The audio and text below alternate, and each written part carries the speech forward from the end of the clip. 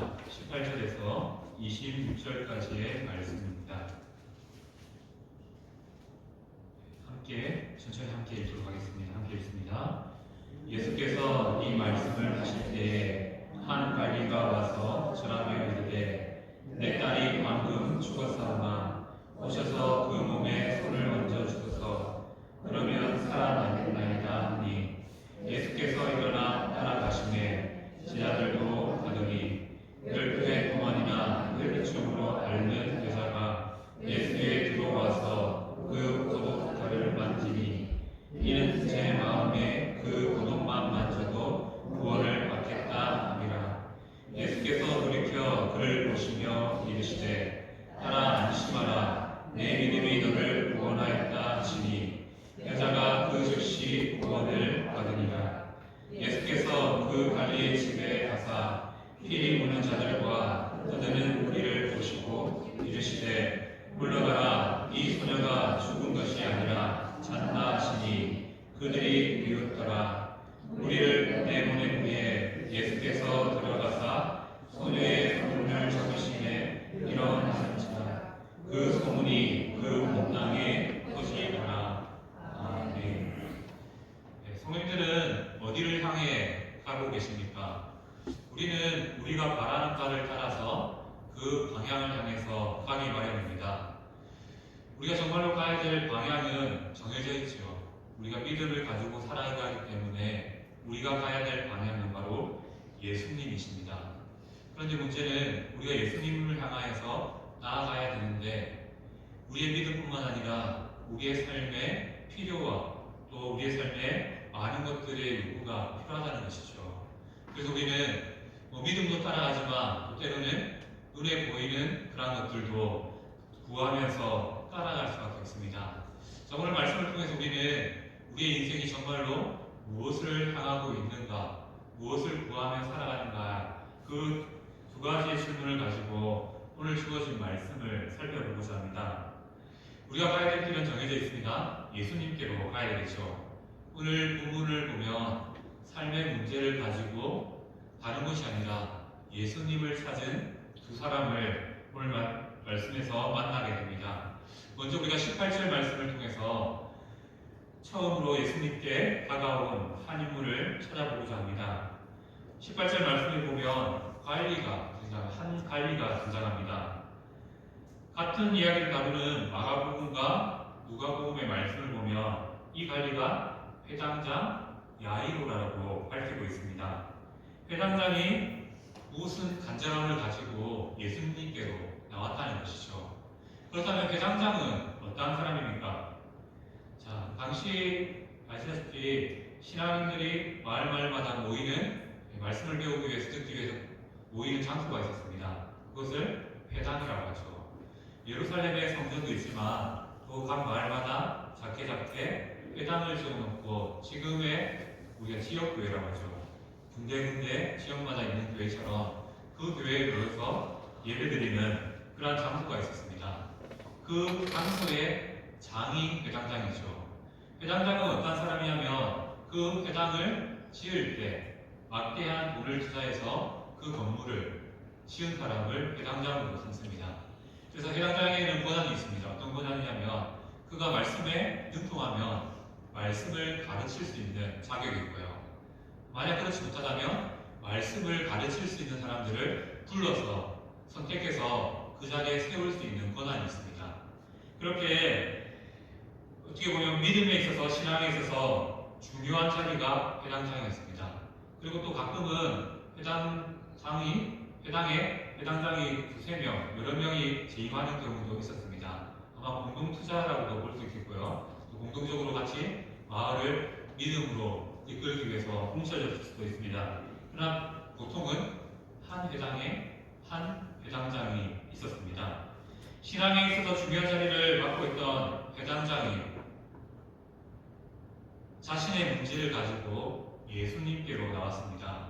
그리고 나오자마자 하는 게 뭡니까? 절하며 예수님께 나왔다는 것이죠. 절한다는 것은 무엇을 의미합니까? 자신이 회당장이라는 어떻게 보면 신앙적으로 조금 높은 자리에 있었지만 사실을 낮춰서 예수님이 더 높으심을 인정하면서 예수님께 뭔가 구하는 마음이 있어서 나왔다는 것이죠. 자, 높은 사람 앞에 낮은 사람이 무릎 꿇는 건 당연한 일입니다. 그런 모습이 바로 오늘 본문에서 18절 말씀에서 회당장의 모습을 통해서 나타나고 있습니다. 그런데 그가 이렇게 절하려고 나올 수밖에 없었던 이유가 있죠. 무엇입니까? 바로 딸의 문제, 자신의 딸의 문제입니다. 본문을 보면 딸이 방금 지금 막 죽었다라고 선언하고 있습니다. 그렇게 회장장이 예수님의 이야기를 듣고 예수님이 빨리 오셔서 우리 죽은 딸에게 손만 얹어주시면 그 딸이 살아날 것이다 라고 생각하면서 믿음을 가지고 나왔습니다. 회장장은 예수님이 부활 생명을 주시는 분이심을 믿었기 때문에 그 믿음을 가지고 예수님께로 나왔다는 것이죠. 그리고 예수님은 그의 믿음을 따라서 그의 집을 향합니다. 그때 제자들도 동행하죠. 제자들이 동행했다는 것은 이 죽었다 살아난 딸의 이야기가 바로 제자들이 증인이 되어서 전해야 될 이야기라는 사실을 역으로 말씀하고 있습니다. 그런데 가는 길에 누구를 만나죠? 12해 동안 혈루증을 앓는 한 여인을 만나게 됩니다. 그 여인이 예수님 모르게 뒤쪽으로 살짝 와서 예수님의 꽃가를 터치하게 됩니다. 여인이 12해 동안 병을 앓았다라는 것은 무엇을 의미합니까? 그가 가진 그 병이 치료될 가능성이 없는 그런 병이라는 것을 의미합니다. 그녀는 이 병 때문에 피가 나오는 이 병 때문에 어떠한 저주를 받고 있었습니까? 개인적으로는요, 몸이 고통스럽습니다. 피가 계속 나오니까 몸이 아프고 또 빈혈 증상도 있지 않았을까 생각합니다. 그렇게 육체적인 고통을 받았죠. 그리고 또 사회적으로도 저주를 받았습니다. 무엇입니까? 공동체로부터 그 질병 때문에 단절되고 고립되는 그러한 상황에 처해질 인물입니다. 그러면 영적으로는 어떻습니까? 영적으로는 율법적으로 부정한 인물입니다. 예배 자리도 나올 수 없고 그는 부정하기 때문에 가까이 나올 수 없는 영적으로도 저주를 받았다는 거죠. 이 여인이 얼마나 저주받는 살았냐면 당시의 풍습을 통해서 알 수 있습니다. 뭐냐면 이 여인이 하다가 만지면 이것도 부정하게 됩니다. 무엇을 만지든 어떤 사람을 만지든 그가 지나간 자리는 다 부정한 자리가 된다는 겁니다. 그만큼 여인이 사회로부터 천대받았고 저주라고 말할 만큼 힘든 삶을 살아가게 되었습니다. 그런데 이 부정함을 가진 여인이 간절한 소망이 생겼습니다. 이 병을 치료할 분이 있다는 소식을 듣게 된 것이죠. 누굽니까? 바로 예수님을 찾아가면 나의 부정함이 치유받을 수 있겠다라는 그 믿음을, 그 확신을 가지고 예수님께로 나옵니다. 그런데 예수님께 나올 때 이 여인이 앞으로 온 게 아니라 예수님을 뒤로 살짝 가서 예수님의 옷가를, 그것을 만지게 됩니다. 그것은 무엇을 의미합니까? 자신이 부정하다는 것을 사람들이 알고 있다는 거죠. 사람들이 알고 있기 때문에 부정함을 가지고 쉽게 앞으로 나서서 나올 수 없는 그런 상황 가운데 있었다는 것입니다. 그런데 왜 여인이 예수님의 옷가를 만졌을까요? 이건 당시 풍습과도 연결되고 성경의 이야기와도 연결됩니다. 당시 그리스 로마에는 그러한 뭐래죠? 풍문이라 할까요? 그러한 전통들, 그러한 소문들이 있었습니다. 어떤 소문이냐면 전쟁에서 승리하고 온 영웅의 옷자락을 만지면 자신의 병이 치유된다라는 그런 이야기들이 있었습니다.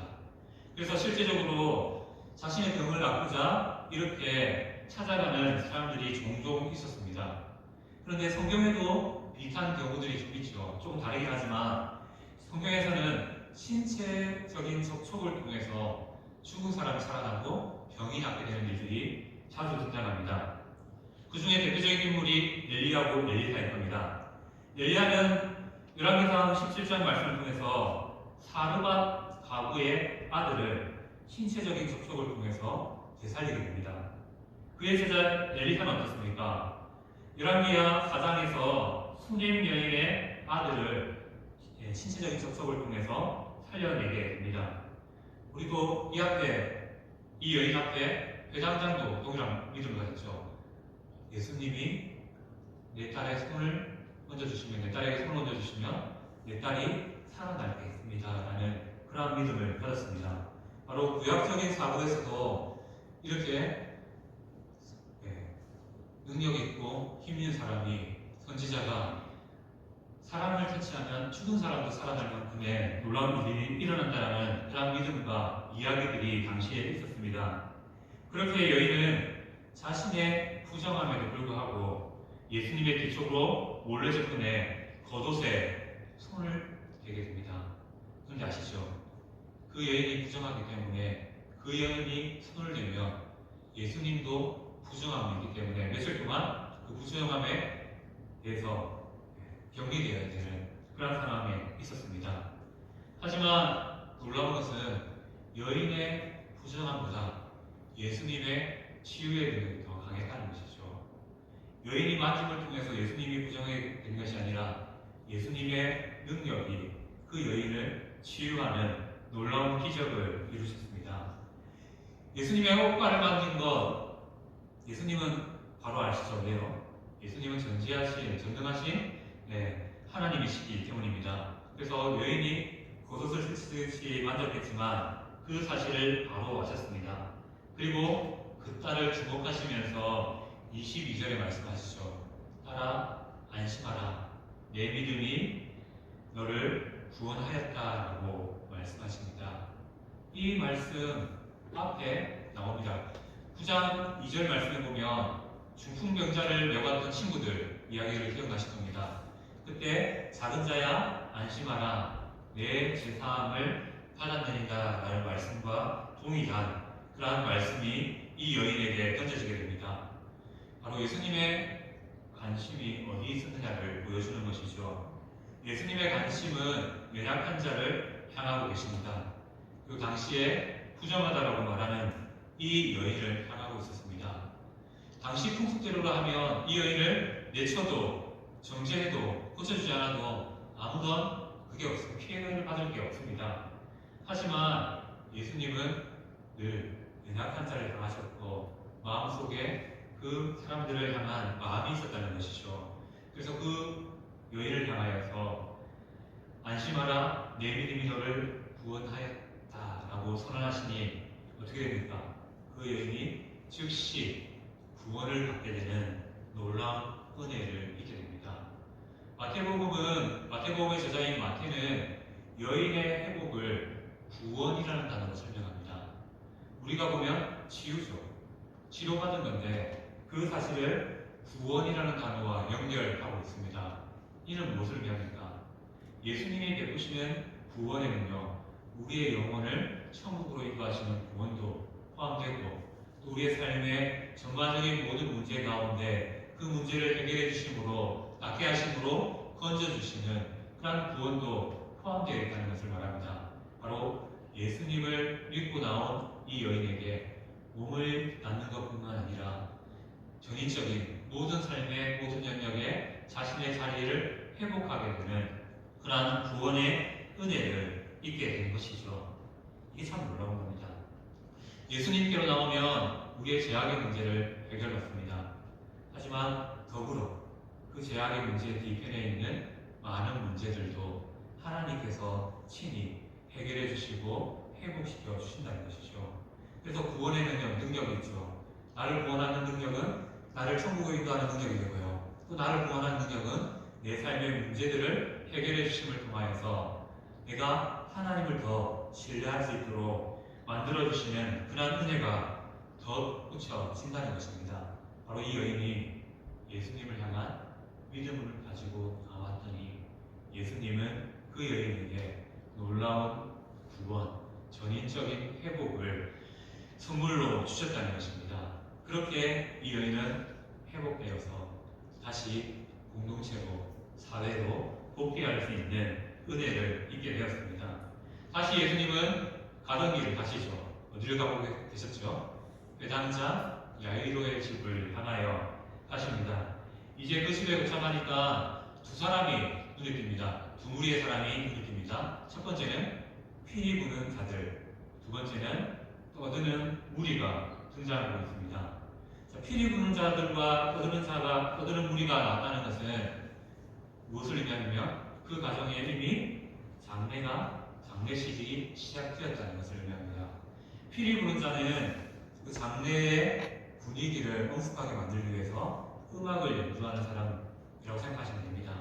그리고 떠드는 무리는 그 장례식의 분위기를 위해서 우는 사람들, 대신 울어주는 사람을 또 떠드는 무리라고 말하고 있습니다.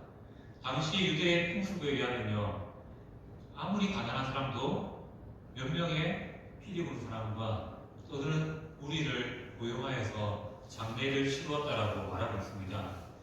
그러한 전통을 따라서 피리 부는 자들과 떠드는 무리가 야이로의 집에 있었다는 것이죠. 딸이 완전히 죽었다라는 것을 의미합니다. 그리고 장례식이 진행되었다는 것이죠. 예수님은 그들을 보시고 어떻게 하십니까? 그들을 뒤로 물리시고 이렇게 말씀하십니다. 이 소녀가 죽은 것이 아니라 잔다 라고 말씀하십니다. 여기서 사용한 잔다라는 표현은 우리에게 붙여지는 그런 표현이기도 합니다. 성도는 생명이 다하면 죽죠. 근데 그 죽음을 우리는 완전한 죽음이라고 말하고요, 잔다라고 표현합니다. 언제까지요? 예수님이 다시 오시는 그날까지, 우리가 완전한 몸의 부활을 입는 그날까지 잔다라고 표현합니다. 바로 오늘 여기서 표현한 소녀의 죽음에 잔다라는 표현이 그런 의미가 있습니다. 바로 예수님이 오실 때까지 잠시 누워있다라는 의미죠. 완전히 끝났다가 아니라 아직 그 끝남을 기다리고 있다라는 의미가 잔다라는 단어에 담겨 있습니다. 그런데 문제는 우리들이 이 말을 듣고 어떻게 합니까? 비웃습니다. 저 사람이 이상한 소리를 하네. 죽은 거 우리가 다 하긴 했는데 그 죽은 게 누가 봐도 확실한 사실인데 예수님이란 사람이 와서 그녀가 잔다라고 말한다 하면서 비웃게 됩니다. 예수님은 그런 비웃음에도 불구하고 우리를 내보내시고 그 여인을 향하여 나아가서 어떻게 하시죠? 여인의 손을, 아이의 손을 잡게 됩니다. 그러자 어떤 일이 일어납니까? 그 아이가 생명을 얻어 살아나게 되는 놀라운 일이 일어나게 됐습니다. 자, 당시의 풍습으로 한번 생각해 볼까요? 당시의 풍습으로 말하면 사람이 죽은 사람을 만지면 그 사람도 며칠 동안 또 부정을 입게 됩니다. 그래서 부정한 사람이기 때문에 격리되어야 되고 혼자만의 시간을 또 가지는 그런 풍습들이 있었습니다. 하지만 예수님은 그 부정함을 이겨내고 그 여인을 향하여 나가서 그 소녀를 만지십니다. 다시 한 번 더, 부정함이 예수님을 더럽힌 것이 아니라 예수님의 능력이 그 아이들, 여인을, 소녀를 살리게 되는 놀라운 기적을 이루셨다는 것이죠. 우리가 이 사실을 통해서 무엇을 알 수 있습니까?